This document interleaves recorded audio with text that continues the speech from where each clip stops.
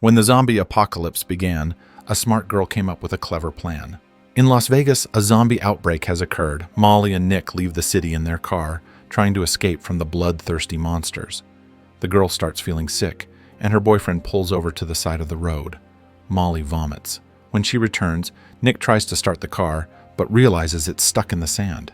Nick calls his friend Jimmy, but the signal cuts out, preventing them from having a proper conversation. Suddenly, a lone zombie in a business suit and tie appears on the road. Nick grabs his gun and fires several bullets at the monster. The zombie falls to the ground, but a minute later, it gets back up. The bullets are useless against it. Nick and Molly lock themselves in their car as the zombie tries to break the window and attack them.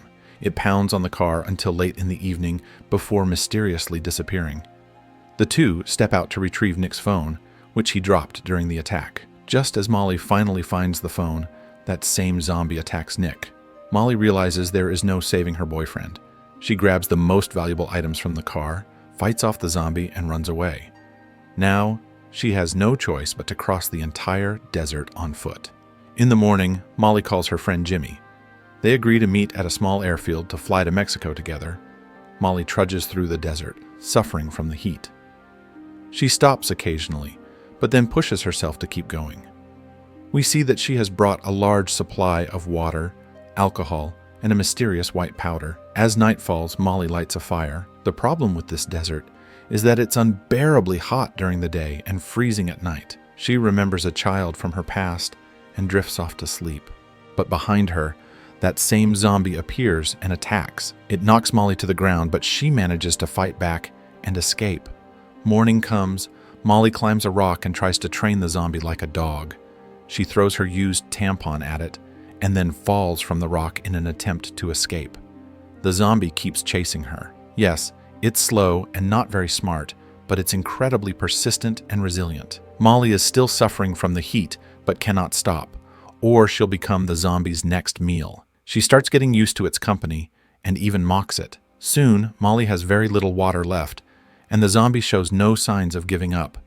She spots an abandoned house in the desert and goes inside. It looks like no one is alive here, a perfect place to rest and regain her strength. Molly decides to take a short nap, but hears a noise outside. It turns out to be the same old pursuer. It seems the zombie has tracked her by the scent of blood. Molly hides in the bathroom, then sneaks out unnoticed. She needs to keep moving toward the airfield. Unfortunately, the zombie spots her again and resumes its chase. Molly throws rocks at it, but that doesn't stop the monster. She has no choice but to keep running. She realizes that if she keeps up a fast pace, the zombie will never be able to catch her. She mocks it again, insults it, and even gives it a nickname, Smalls. That evening, Molly lights another fire, reminisces about her past, and drinks in the company of her new companion. During the day, she confesses to the zombie that she never loved Nick. She just used him to get to Mexico. Her water supply runs out. Dehydrated and weak, she continues to fight for her life. Molly believes that by tomorrow, she will finally reach the airfield. Suddenly, a massive sandstorm begins in the desert. It is so powerful that it sweeps away everything in its path. Molly tries to escape, but she falls and loses consciousness. When she comes to, she realizes that the zombie has disappeared again. A car passes nearby, and Molly desperately calls for help. Two men, Ted and Jason, step out of the vehicle. They are alive. The men give Molly some water and invite her into their truck. It even has air conditioning, a real lifesaver in the scorching desert heat. Molly remembers that she left her bag in the sand, and Ted and Jason go to retrieve it. Meanwhile, she notices a photo of a father and son inside the truck and realizes that Jason is wearing the baseball cap that belonged to the boy.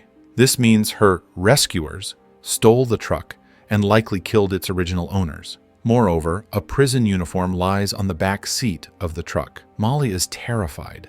She wants to escape from the suspicious men, but she doesn't have time. Ted and Jason demand that she show them the way to the airfield.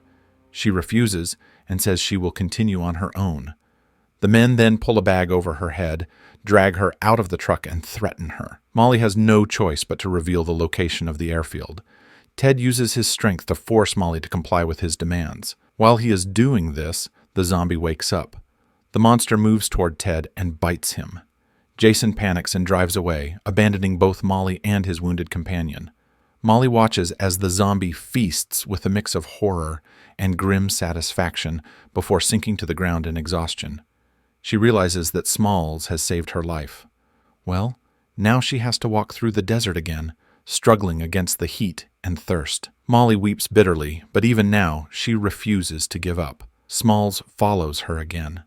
Molly thinks he isn't the worst company and talks to him about her difficult life as they walk. Smalls helps her carry her belongings. Molly admits that she has a 5-year-old son, Chase, who is currently living with her sister Ellie because Molly herself is a terrible mother. She initially decides to leave the zombie in the desert and ties him to a rock. However, when he whines and tries to reach her, she changes her mind and frees Smalls. Molly sets some rules for the zombie, for example. He is not allowed to bite her, and it almost seems like Smalls understands. That evening, by the fire, Molly tells her companion that she and Chase once made tin can phones to talk to each other. She always carries her can with her, believing that one day she will be able to speak to her child again. The zombie listens attentively. A new day dawns. Our heroes are almost at the airfield when suddenly a convoy of soldiers appears on the road ahead. Molly tries to hide Smalls. 2 soldiers stop to scout the area. She begs Smalls to stay by the roadside and keep quiet, then steps out to meet the soldiers and tells them she is heading to the airfield. Unfortunately, zombies aren't very intelligent creatures, and Smalls stands up and walks onto the road.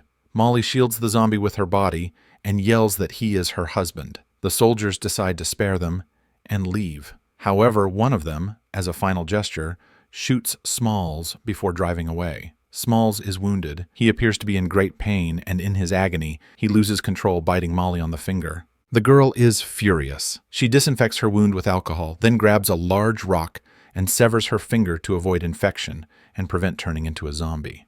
It hurts like hell. She returns to Smalls, lays him on a small inflatable raft they have been carrying all this time, and continues her journey with the zombie. Ahead, the airstrip comes into view. Unfortunately, Smalls is too weak, and Molly has no strength left to carry him any further. She reaches into his pocket and finds a wallet. He was once an ordinary man, living an ordinary life. Molly grabs a huge rock. Smalls can't go any further, but leaving him in this condition isn't an option.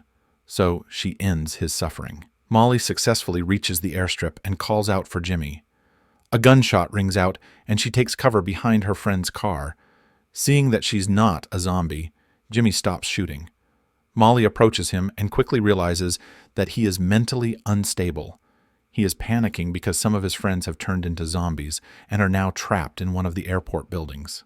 On top of that, Jimmy has been using too many illegal substances, making it hard for him to think clearly. Nearby, Molly spots another guy, Robbie. He has been trying to fix a broken plane for 2 days, and now, finally, he succeeds. Jimmy and Robbie start the plane and fly to Mexico. However, Molly decides to stay. She can't abandon her son. She heads up to the control tower and calls her sister Ellie. No one answers. She calls again and again until, at last, she hears Chase's voice on the other end. It turns out her son has been hiding in the house for days. Neither Ellie nor her husband, Blake, are there. Molly promises to come and save him. She gets into Jimmy's red convertible, but realizes she doesn't have the car keys. They must have been left with one of the trapped zombies. Molly has no choice but to go inside and take down a couple of monsters to retrieve the keys. One of them nearly kills her, but she manages to defeat it using a power drill. She finds the keys, starts the convertible, and heads back to Las Vegas. She remembers Smalls and realizes how much she misses him. But even more than that, she misses her little son. She must save him. Molly reaches the large house in the suburbs where Chase lives and sees that the zombies have nearly destroyed the area. It seems like there isn't a single living soul left.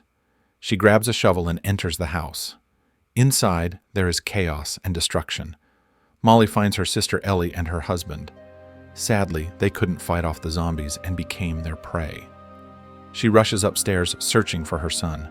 On the table, she spots a tin can and bursts into tears. Suddenly, she hears footsteps and grabs her shovel. But it's not a zombie. It's Chase. He is sitting inside his toy house, alive and unharmed. Molly promises her son that she will never leave him again and will always protect him. They need to get out of there.